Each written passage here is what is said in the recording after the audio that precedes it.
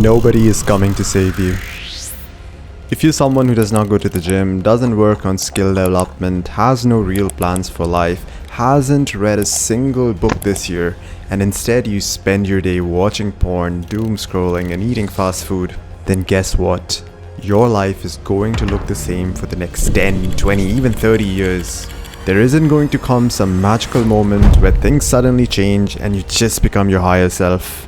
Instead, that magic needs to be created by you.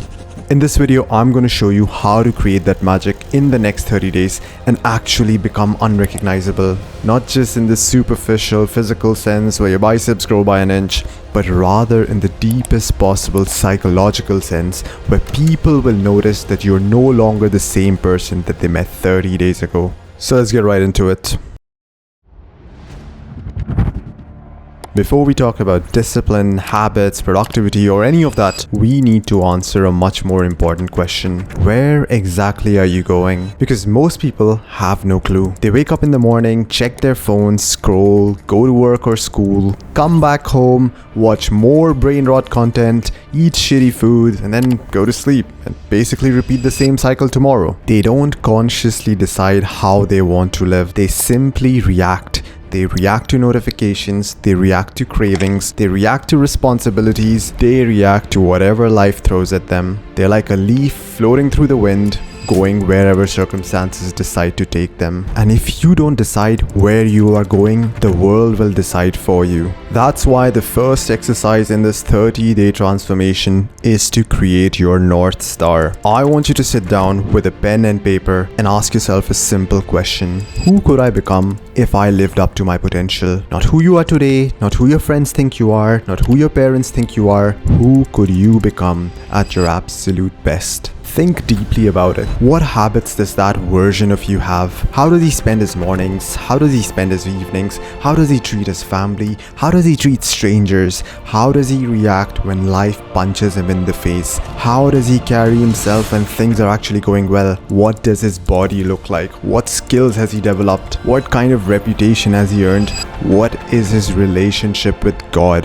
Build the man in your imagination until you can see him clearly, because that man is going to become your North Star, a destination, a direction, something to move towards. But now we're going to do something uncomfortable. I want you to perform the exact opposite exercise. Imagine the worst. Imagine if nothing changes. Imagine that you keep living exactly the way that you're living right now, for a week, not for a month, but for the next 10, 20, 30 years. If you are addicted to fast food today, what happens after decades of that behavior? If you don't work out today, what happens to your body after 10 years? If you are wasting hours scrolling every day, where will that leave you? If you're consuming pornography every day, what happens to your ability to experience real intimacy? If you keep breaking promises to yourself, what will happen to your confidence? What happens to your self-respect? What happens to your relationships?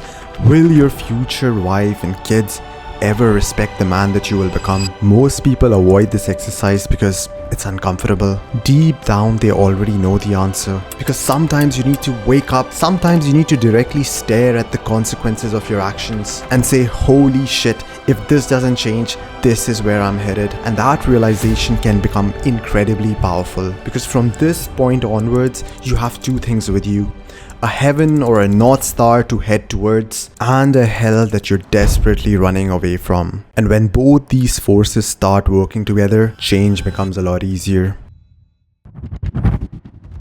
Now that you have identified your North Star, we need to answer a practical question. How do you actually become that person? Because nobody wakes up one morning and magically transforms into their ideal self. Transformation happens through actions, repeated actions. So I want you to go back to the description of your ideal self and identify just 2 or 3 habits that define him. Not 20, not 10, just 2 or 3. Maybe your ideal self works out consistently. Maybe he reads every day. Maybe he spends 2 hours a day building a business or learning a skill. But whatever they are, pick just a few habits that would create the biggest change in your life, because these are going to become the pillars of your life. For the next 30 days, your life is going to revolve around these pillars. Nothing else matters more. If one of your pillars is working out, decide exactly when you are going to do it. Not sometime tomorrow, but in actual time, maybe 7 a.m. If another pillar is building a business, schedule it. Maybe 9 a.m. If another pillar is reading, schedule that too. Maybe 12 p.m. The more specific you are, the easier it becomes to follow through. And once you have decided on the pillars, I want you to become ruthless about protecting them. For the next 30 days, these activities become non-negotiable and they cannot be skipped. A movie can wait, a gaming session can wait, scrolling Instagram can be skipped, even social plans have to wait or should be cancelled. Because this is what truly successful people do. They build their lives around what is important. Now here's a simple exercise that makes this challenge incredibly powerful. Get a whiteboard, a calendar, or even a sheet of paper and draw 30 boxes. One for each day, and every day that you successfully complete all your pillars, put a giant X on that day. Then do it again tomorrow, and the day after that. Soon you will have a chain, and your job now simply becomes don't break the chain. Because something incredible starts happening when you do this. After a few weeks, these habits stop feeling forced. You no longer have to convince yourself to do them. They become part of who you are. You're no longer someone trying to work out. You're just a person who works out. You're no longer just trying to read. You are a reader now. And perhaps even more important than the habits themselves is what they do to your self-respect. Think about it. How would you feel after working out for 30 days straight? How would you feel reading every day for a month? How would you feel showing up consistently for something that matters to you? You would trust yourself. You would respect the man that you're becoming. You would actually look in the mirror and see a person who actually follows through on his commitments. And that, my friend, is a powerful thing. And there's one more thing that people rarely talk about. Good habits make you feel good. People think discipline is all about pain and suffering, but the truth is the exact opposite. When you exercise, create, learn, build, you feel optimistic. You feel like you're moving forward. Being productive is like nature's antidepressant. And once you experience that feeling for yourself, you will never want to go back to the person that you used to be. It's hard to be a new man in the same environment. I want you to hear that again.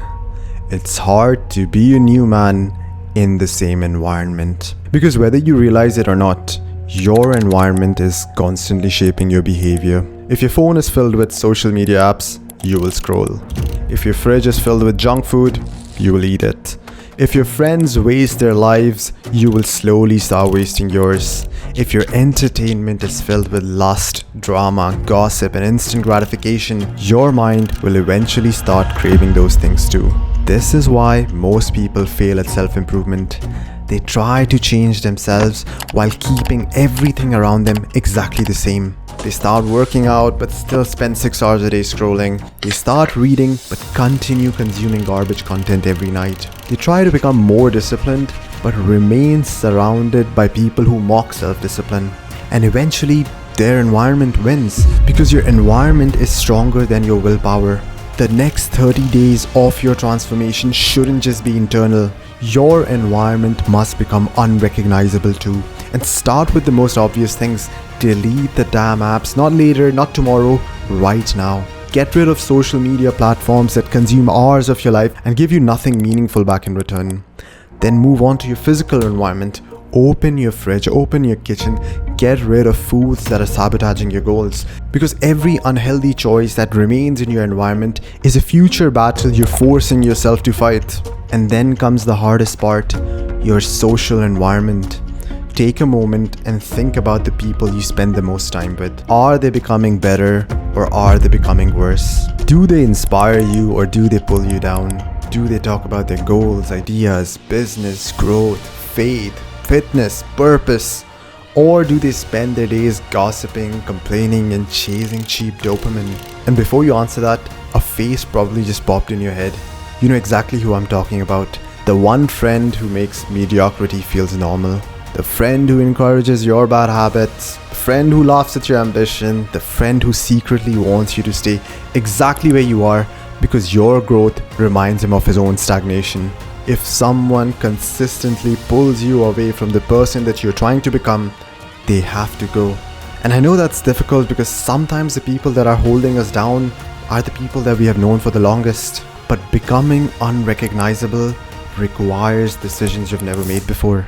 Sometimes growth requires distance, and in some cases, it even requires a goodbye. Now, getting rid of your old environment doesn't mean that you become a loner. It means that you become a lot more intentional. Start creating a new environment, follow creators who inspire you, consume the content that makes you think, fill your mind with ideas that elevate you instead of content that is just purely out there for entertainment. Because every piece of content that you consume is shaping the future you. The books that you read, the podcasts that you listen to, the videos that you watch, the conversations you have, all of them are votes for the person that you are becoming. Even the entertainment that you watch matters. I'm not saying that you can never watch a movie again, but ask yourself, is this movie making you better? Does this movie leave you feeling inspired? Does it teach you something valuable? Or is it simply feeding your bizarre impulses?